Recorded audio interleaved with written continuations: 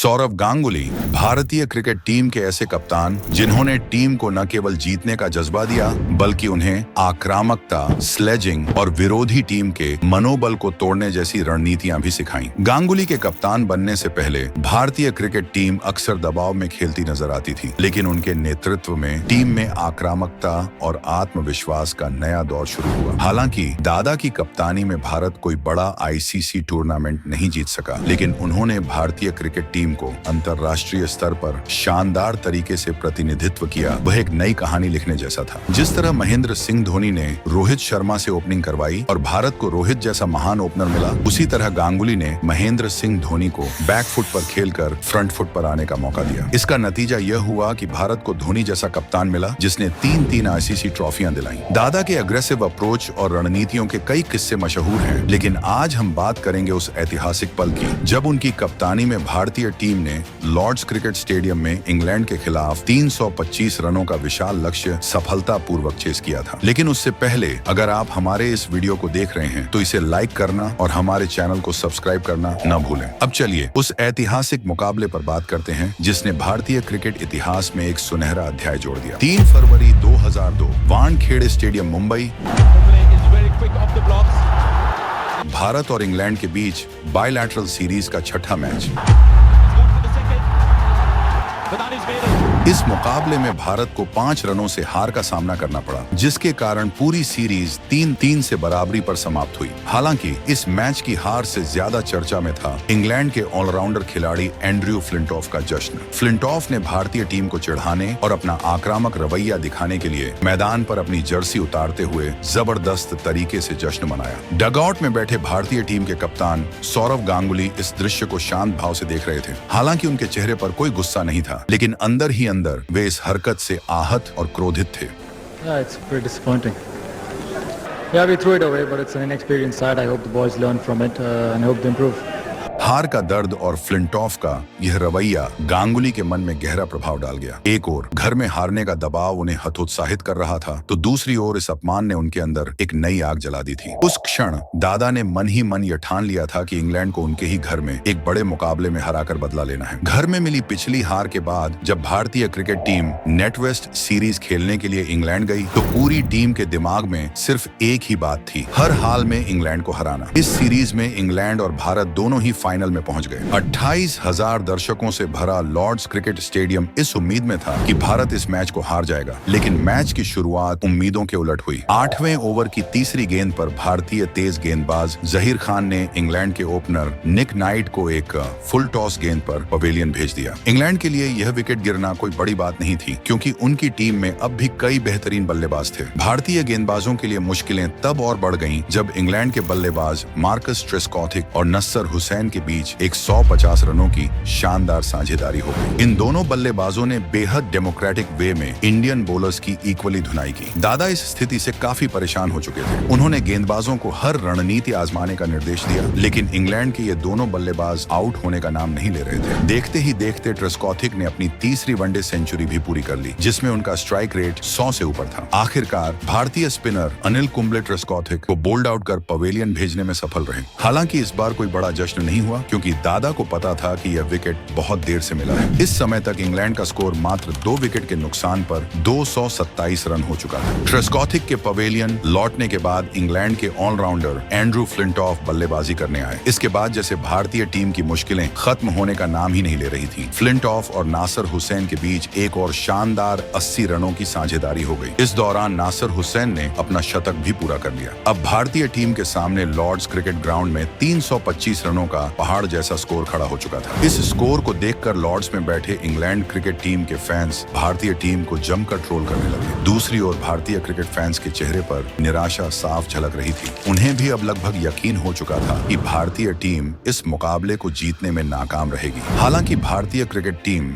जब मैदान से ड्रेसिंग रूम की ओर लौट रही थी तो उनके चेहरों पर कोई भाव नहीं थे, बिल्कुल इमोशनलेस। लेकिन अंदर ही अंदर हर खिलाड़ी ने ठान लिया था कि चाहे जो हो वे अपने फैंस को निराश नहीं करेंगे। इसके बाद भारतीय क्रिकेट टीम की बल्लेबाजी शुरू हुई। कप्तान सौरभ गांगुली और वीरेंद्र सहवाग ओपनिंग करने उतरे। दोनों खिलाड़ी इस बार काफी कंट्रोल में नजर आ रहे थे। सहवाग जहां अपना विकेट बचाने की पूरी कोशिश कर रहे थे, वहीं गांगुली दादा ने मन ही मन ठान लिया था कि इस बार इंग्लैंड की धरती पर उन्हें इंग्लैंड को हर हाल में धूल चटानी है। At some stage of the game, that what do we do now? Because if we win it, we won't get the trophy in the balcony. So he said, okay, no, let's decide and take the shirt off because we'll get the trophy at the ground. दादा एक aggressive approach के साथ बल्लेबाजी कर रहे थे। सहवाग और दादा की यह पार्टनरशिप धीरे धीरे 100 रनों के पार पहुंच गई। दोनों ने इंग्लैंड के तेज गेंदबाजों और स्पिनरों को डेमोक्रेटिक अंदाज में धोना शुरू कर दिया। खास तौर पर दादा की बल्लेबाजी देखते ही बन रही थी। उनका स्ट्राइक रेट 140 के करीब था और हर शॉट के साथ उन्होंने इंग्लैंड के गेंदबाजों पर दबाव बढ़ाना शुरू कर दिया। इस अग्रेसिव गेम ने भारतीय फैंस की उम्मीदें एक बार फिर जगा दी। लॉर्ड्स क्रिकेट स्टेडियम में मौजूद 28,000 दर्शकों के बीच इंडियन फैंस दादा की हर एक चौके छक्के पर जोरदार जश्न मना रहे थे। दादा की इस आक्रामकता ने न सिर्फ फैंस का जोश बढ़ा दिया, बल्कि मैदान पर इंग्लैंड टीम के मनोबल को भी डगमगाना शुरू कर दिया। उस समय दादा की बैटिंग का हर मोमेंट हिस्टोरिकल लग रहा था और ऐसा लगने लगा था कि भारत यह मैच जीतने के लिए पूरी तरह तैयार है। लेकिन इसके बाद कहानी में एक बड़ा ट्विस्ट आता है। 15वें ओवर की तीसरी गेंद पर गांगुली एलेक्स ट्यूडर की एक स्पिन गेंद का शिकार बन जाते हैं और अपना विकेट गंवा बैठते हैं। लॉर्ड्स में बैठे भारतीय फैंस अचानक शांत हो जाते हैं, जैसे उनकी उम्मीदें टूट गई।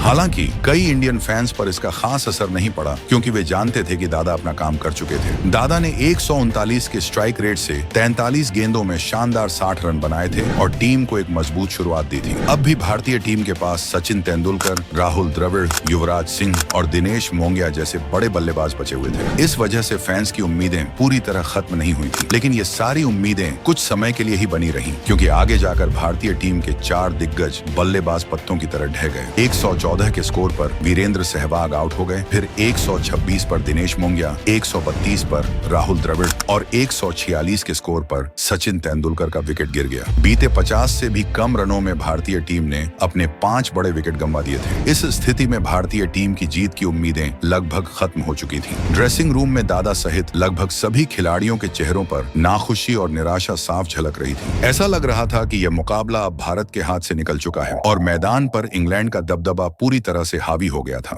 राहुल द्रविड़ के आउट होने पर इंग्लैंड के कप्तान नासिर हुसैन ने उन्हें स्लेज भी किया, लेकिन द्रविड़ ने इस पर कोई प्रतिक्रिया नहीं दी। उनके मन में यह बात थी कि अगर भारत यह मैच हारता है तो इसका असर हार के बाद खिलाड़ियों के मनोबल पर साफ दिखाई देगा, लेकिन अगर भारत यह मैच जीतने में कामयाब रहा तो यही जीत इंग्लैंड के खिलाड़ियों का मुंह बंद कर देगी। It was very important for me to stay in that sort of zone or bubble or whatever I called it. Yeah. And then I figured out that the best way is, at the end of the day, if I've scored runs or like I've won the game, you can say anything, doesn't matter. Yeah. 146 run पर जब सचिन तेंदुलकर का wicket गिरा तो Lord's में बैठे करीब 14,000 भारतीय fans pin drop silence में चले गए। पूरे स्टेडियम में यह मान लिया गया था कि भारत अब यह मैच हार जाएगा। भारतीय टीम के सबसे भरोसेमंद बल्लेबाज का आउट होना फैंस के लिए किसी झटके से कम नहीं था। इस दौरान अंपायर नोरी ईरानी ने युवराज सिंह से कहा, आपने शायद इस इंग्लैंड टूर को काफी एंजॉय किया होगा और उम्मीद है कि आप आगे भी अच्छा करेंगे। ये एक ऐसा पल था जहां युवराज पर न केवल स्कोरबोर्ड का दबाव था, बल्कि टीम की बची हुई उम्मीदों को भी संभालने की जिम्मेदारी थी। दूसरी ओर लॉर्ड्स में बैठे करीब 14,000 इंग्लैंड के फैंस ने बड़ा रिलैक्स्ड सेलिब्रेशन किया। उन्हें अब पूरा यकीन हो चुका था कि यह मैच इंग्लैंड के पक्ष में ही जाएगा। उनके लिए यह खुशी का पल था,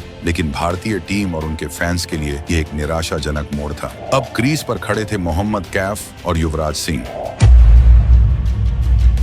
दोनों खिलाड़ी एकदम फियरलेस नजर आ रहे थे। उनके चेहरे पर किसी तरह का इमोशन नहीं था। अब पूरा प्रेशर इन दो खिलाड़ियों पर आ चुका था। इस समय इंग्लैंड के जीतने की चांसेस 88% थीं, लेकिन किसी को अंदाजा नहीं था कि आने वाले कुछ ही ओवरों में ये चांसेस बदलने वाली थी। मोहम्मद कैफ और युवराज सिंह के बीच धीरे धीरे एक साझेदारी बन रही थी। ये साझेदारी इंग्लैंड के प्लान को कमजोर कर रही थी। देखते ही देखते इस जोड़ी ने 50 रनों की अर्धशतकीय साझेदारी पूरी कर ली। 35.5 ओवर में भारतीय टीम का स्कोर 199 रन पर पहुंच चुका था। 34वें ओवर की आखिरी गेंद पर युवराज सिंह ने जोरदार छक्का जड़ा। लॉर्ड्स में बैठे 28,000 दर्शकों के दिलों की धड़कनें बढ़ गईं। ऐसा लगने लगा कि अगर यह साझेदारी लंबी चली तो भारतीय टीम मैच में वापसी कर सकती है। लॉर्ड्स का माहौल अब सस्पेंस से भर गया था। इसके बाद जब दोनों बल्लेबाजों के बीच अच्छी साझेदारी चल रही थी तो दादा ने इशारा करते हुए मोहम्मद कैफ को कहा था कि युवराज को स्ट्राइक पर रखो। इसका कारण यह था कि युवराज सिंह अपने एग्रेसिव अप्रोच में बल्लेबाजी कर रहे थे और तेजी से रन बना रहे थे। दादा को लगा कि युवराज की एग्रेसिव और सेफ बैटिंग का फायदा उठाकर भारत तेजी से लक्ष्य के करीब पहुंच सकता है। जब दादा ने मोहम्मद कैफ को युवराज को ज्यादा स्ट्राइक देने के लिए कहा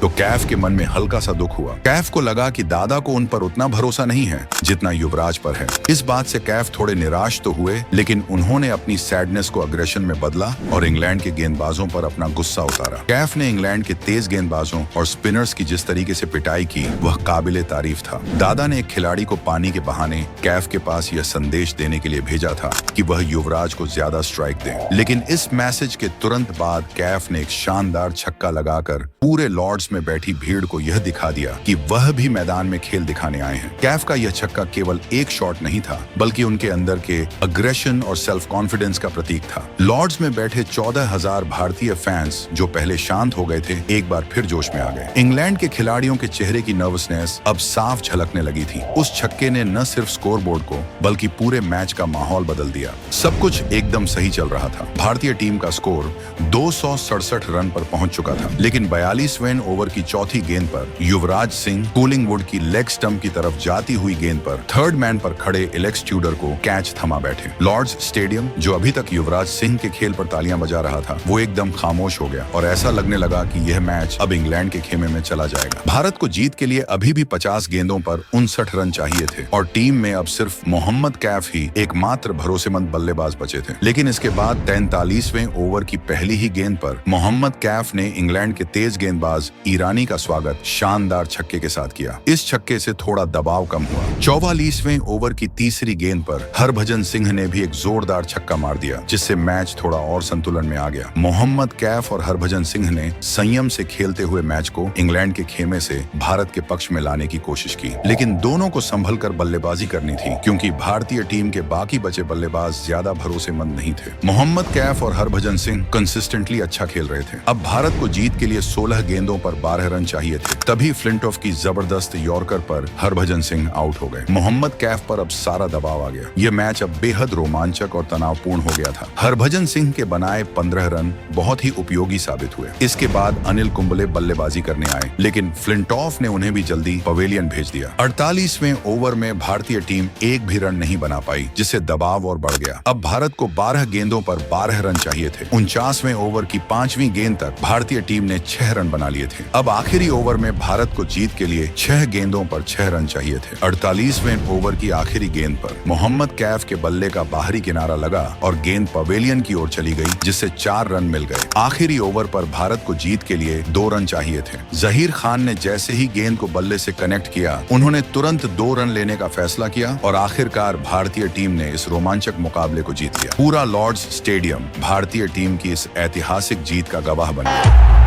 Mohammed Kaif is going down to celebrate with his fans. He runs down towards Long On to celebrate. England can't believe it. Zahir Khan and Mohammed Kaif have done it. तो दोस्तों, कुछ इस प्रकार थी वह कहानी जिसमें दादा ने एंड्रयू फ्लिंटॉफ से जर्सी उतारने का बदला लिया था। ये एक ऐसा मैच था जिसने हमें सिर्फ क्रिकेट नहीं बल्कि हमारी असली जिंदगी से जुड़ी समस्याओं के बारे में भी एक बड़ा सबक सिखाया। वह सबक ये है कि जब तक आप खुद हार मानने का फैसला नहीं करते, तब तक आपको कोई हरा नहीं सकता। दोस्तों, दादा ने भले ही कोई आईसीसी ट्रॉफी न जीती हो, लेकिन भारतीय क्रिकेट में उनका योगदान और उनका डोमिनेशन भुलाया नहीं जा सकता। वे ऐसे कप्तान थे जिन्होंने युवराज सिंह, मोहम्मद कैफ और महेंद्र सिंह धोनी जैसे खिलाड़ियों को बैक फुट से फ्रंट फुट पर आकर खेलने का मौका दिया। आज हम धोनी, कपिल देव जैसे कप्तानों को तो याद कर लेते हैं, लेकिन गांगुली दादा जैसे कप्तान को भूल जाते हैं, क्योंकि हम सिर्फ ताजमहल को देखते हैं लेकिन उसकी नींव के पत्थरों को नहीं। उसी नींव के पत्थर का काम किया था गांगुली दादा ने 90 और 2000 के दशक में भारतीय क्रिकेट में। दोस्तों, अगर आपको यह कहानी और वीडियो पसंद आई हो तो सब्सक्राइब वाले बटन पर गांगुली का पुल शॉट मारो या धोनी का हेलीकॉप्टर शॉट, मुझे नहीं पता, बस क्लिक हो जाना चाहिए। इस कहानी में फिलहाल इतना ही। आपको मिलते हैं क्रिकेट की ऐसी ही एक और कहानी के साथ। धन्यवाद।